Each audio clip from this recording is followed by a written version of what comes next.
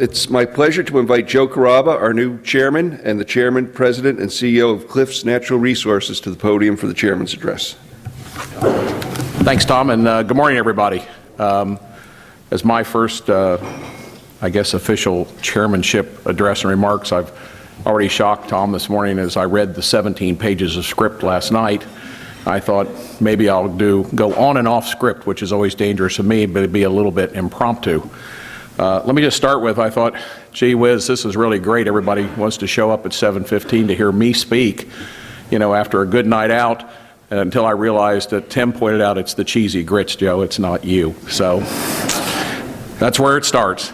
But let me do say that I am pleased to be here and serving you as AIS chairman. The Institute is widely respected throughout the manufacturing community, so I consider it both a privilege as well as an opportunity to be your chairman. A privilege because of the caliber of leaders within ASI, and an opportunity because I view this as a pivotal year in the industry, and I think that was certainly reinforced by all of our speakers yesterday.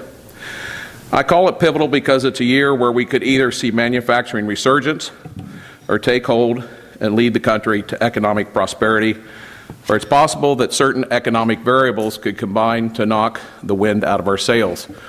As we heard last week in the Ohio Energy Summit that many of us were at, as one gentleman so eloquently put it, he says, not many times in life do you get a chance at a do-over.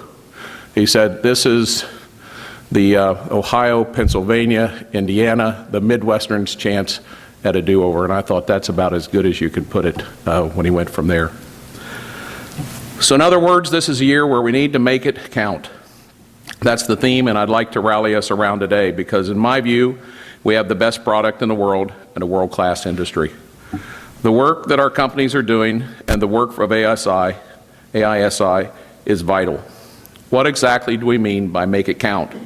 As an industry, we make it count for our employees, communities, customers, and policymakers. With over 100 facilities employing 151,000 people, we make a positive economic impact for our workers and the communities that we operate in. The versatility and recyclability of steel provides our customers with a material for a myriad of applications that improves people's life.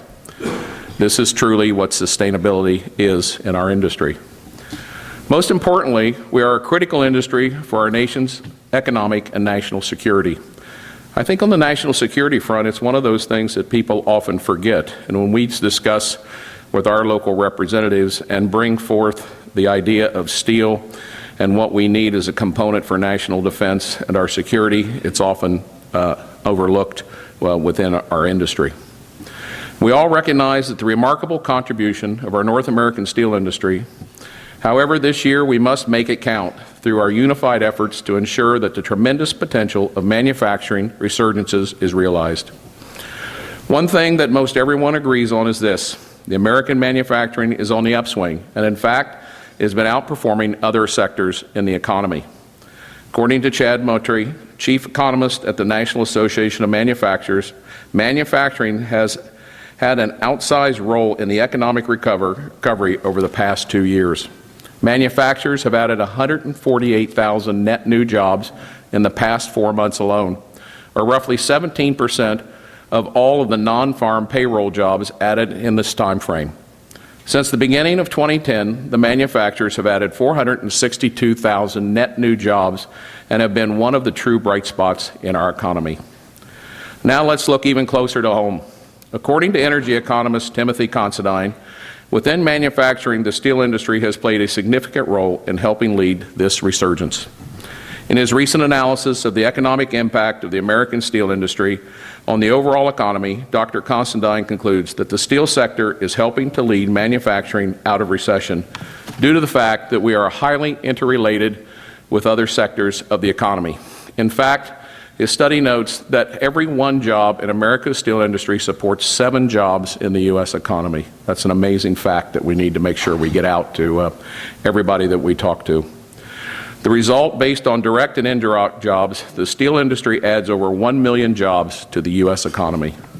That's an amazing ripple effect. As Dr. Considine reports, along with supporting over 1 million jobs, the steel industry's economic contributions are multiplied many times over through the industry's purchases of products and services from other economic sectors.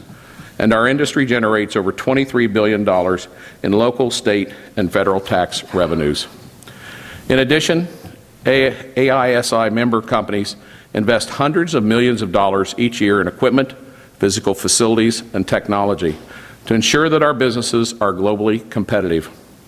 When it comes to the economy, America's steel industry is definitely making it count. You know, one of the greatest things about working in the steel industry, whether you're a raw material supplier, like my company, a steel producer, a fabricator, or in whatever part of this business you operate, is knowing that each day that the end use of products made for steel directly add to the quality of life that Americans enjoy. And to be able to do that, I know you will also agree that within our companies, our skilled workers are truly our greatest assets. We see that reflected, for example, in our industry's commitment, first and foremost, to safety in the workplace. And you see it also in the five-fold increases in productivity achieved in our industry over the past 30 years, making us a world leader. Steel plays a prominent role in our history, and our innovative, efficient steel industry remains a competitive advantage for the economics of North America. However, there are some serious challenges to the global competitive position of America's steel industry and to all American manufacturers. We can learn from our history to challenge ourselves to define our future. We must speak with a unified voice and work to educate policymakers about these challenges that impact our competitiveness. Some of the key challenges facing our industry that I'd like to touch on briefly includes the threat of higher taxes, inadequate investment of our nation's transportation infrastructure, increasing regulatory burdens, and foreign unfair trade practices. This is where I go off script at this point. I think we've heard from many of our constituencies and many of the presentations that we've heard in the last couple of days. Rather than go through each one of the aspects with this, I think they've been well vetted. I think we are unified when it comes to, where the problems are and the challenges are that we must face as we go through with this. And I think we get the issues that we're faced with. So I think also, in addition to the challenges that we just have discussed over the last few days, our strategy, I thought, also were really underpinned very well with yesterday's speakers that all ended up with a common thread at the end.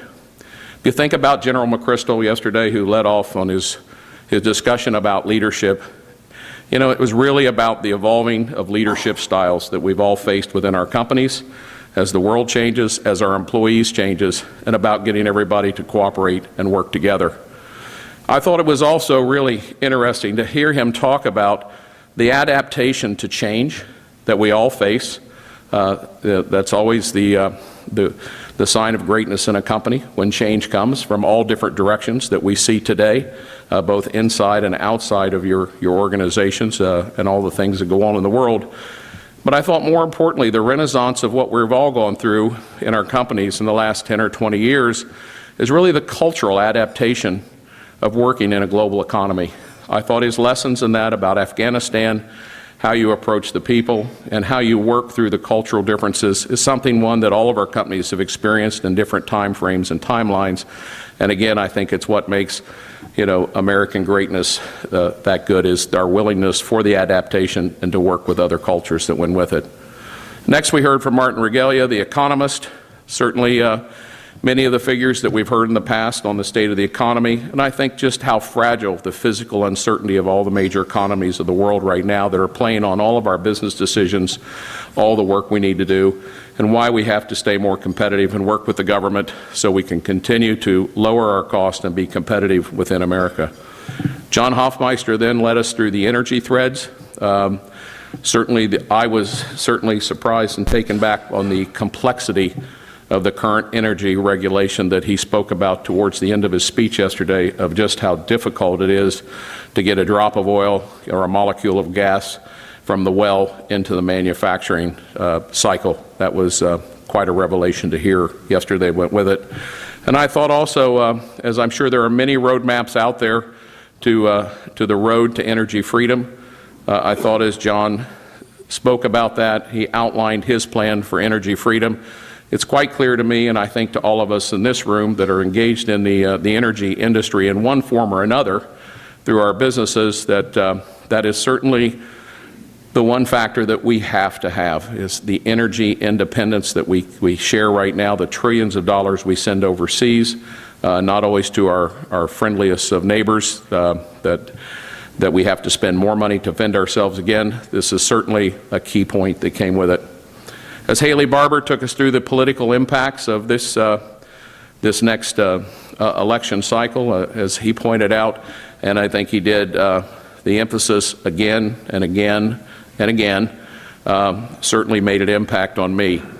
I'm still trying to work through the shower curtain in the tub portion of the speech, but if anybody can enlighten me on that one, let me know, would you? But I did look around and didn't have I had an enclosed shower today, so I was good. So that was one. And I thought Jay Timmons, again, wrapping up, again, on all the perspectives and challenges that we talked about, why I'm not going into the detail of it today, certainly wrapped it up. And I thought his discussion, just like all of us are thinking, is we've got to be united. We've got to work our differences out. We're always criticizing Congress and the Senate for not working their differences out. So when we do these coalitions of associations, we also need to work our differences out for the greater good so that we can move forward. There was certainly a common thread in all of that throughout the day, which is we can make a difference. We have to make a difference this year. On a personal note, on a company note, on an association note, we do need to make our voices heard, and we need to make sure that they count through this next cycle. So let me conclude with some thoughts about our prospects looking forward. I truly believe that the vitality of the American manufacturing sector depends on our ability to cost-effectively produce iron and steel in North America. The benefits of this manufacturing renaissance are magnified through use of our domestic resources, such as Cliffs iron ore mines in Minnesota and Michigan, and coal from places like my company's operations in West Virginia and Alabama, and the scrap steel that is recycled into new value-added steel products. We need to work collaboratively to ensure that U.S. public policy facilitates an industry that allows North American producers to utilize these resources, maximize their ingenuity, and maintain competitiveness in a global marketplace. We are an industry that is committed to building a sustainable future, both through our products and our practices.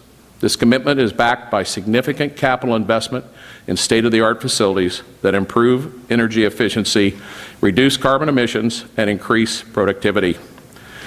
Steel is the most recycled material in the world, more than all other materials combined, a fact that is still not known by a large segment of opinion leaders. Educating the people, making decisions that impact our industry about our tremendous environmental story must be a priority. But whether you look at our environmental footprint, our economic contributions, we are an industry that is making a difference. As we make our case against competing materials, we need to tell our story. We must make it count. Working together with our messages aligned, we must inform our customers, our elected officials, and the consuming public of the superior qualities of our enduring products. That includes the voice of our supplier community, the American Steel Coalition. With over 185 members and 2 Washington fly-ins in the past year, the coalition knows how to make it count. We are essential to America's economic and national security. We are a sustainable industry for the future, a world leader in recycling and in emission reductions. We make it count. Together, with a strong vision and single-mindedness in our advocacy goals, we will make it count as we shape an even stronger future for America's steel industry to the benefit of our workers, our companies, our industry, and our nation. Thanks very much.